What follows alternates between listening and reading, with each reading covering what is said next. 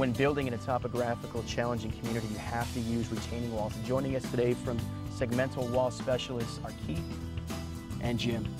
Welcome to the show, guys. Thanks. Well, it's a necessity. It's gorgeous, but it's a necessity. Let's talk about the process of putting the wall in.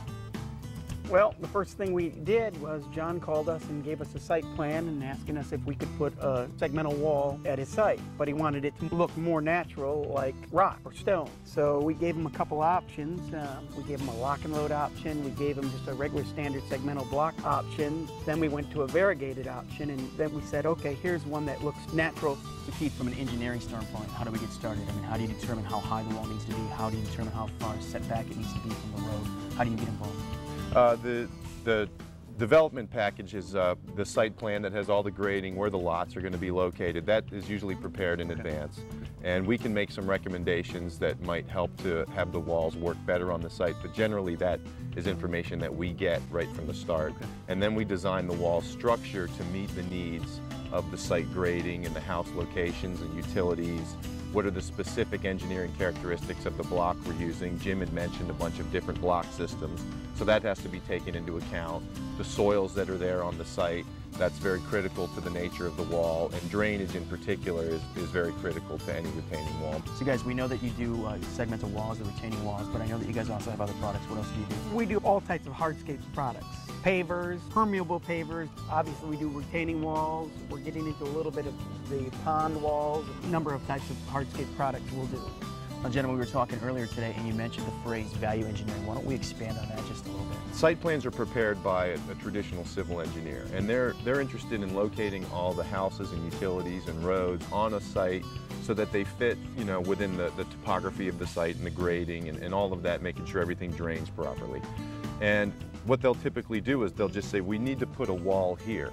And they do give some thought as to how that might affect the site, but they're generally not wall designers. Sure. And so it might not be the easiest place to build a wall or the most cost-effective place to build a wall. So when we get a site plan, we take a look at that, we start doing the CAD work, where we can kind of lay everything out, start designing it, and come up with structural solutions that might be a little bit different than most contractors are able to provide with their in-house estimating. Since we have in-house engineering, we can come up with a lot of different structural systems, a lot of different types of facing looks to make one site look the same, even though the structures might actually be dramatically different once you get behind the face of the wall.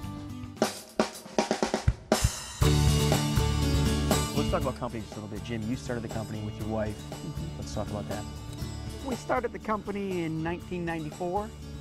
It was my wife, my father-in-law, and brother-in-law. Started with one crew, and I think now we have 10 crews.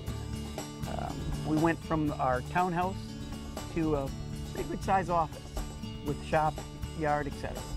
10 crews, I imagine you guys can get a lot done in a week, a day, whatever John needs, and possibly any of the other clients. Yeah, that's one of our advantages. We went from having one Bobcat to having 16 Bobcats to mini excavators to full 70,000-pound track hoes, bulldozers, whatever you need, we pretty much have in the yard now. So we can go in and out and get the job done. And that's what's important to a builder like John. He wants this community to basically go off the way it's supposed to go off. There can't be hitches. And so if you guys have the right amount of staff and the right amount of equipment, this gets done on time. Yeah, and the other advantage we have is we're a design build team. If you get into a project where all of a sudden we have to raise a wall or if there's site conditions we didn't know, we have our own engineer that will come in and help with the county and help get permits pulled and get the job done. And so Keith, when did you get involved with the company? About 5 years ago, I've been in the design build retaining wall business as an engineer for about 10 years. I'm a licensed engineer and got my license about 10 years ago. And I've always preferred working with contractors as opposed to working in an engineering firm. I had done a design for a big box home supply store in Manassas, and Jim was the contractor who was awarded the contract to build that wall. That was right about the time that I went out on my own. I got to work with Jim, got to work with the company, recognized the quality of work that they did, the attention to detail. We hit it off right away and realized that we were a team that could work together. And so we've built that relationship over the last 5 years to where now we're really working exclusively together unless that there are some unusual circumstances. then we work together from bid all the way through to permitting, construction, and finalizing everything and getting all the owner occupancy permits. We do everything from start to finish, and it really helps for me as an engineer to know that the quality of construction that I'm working with, I know all the workers on the crews, I know the foremen, I know what they're capable of, I know Jim's attention to detail in his operation, and it really makes me feel good that I've got a quality construction team working behind me, because when I put my stamp, my engineering seal on the drawing, then I'm on the hook for that, and if it's any contractor, then I might lose sleep at night, and I don't have to worry about that with Segmental Walls.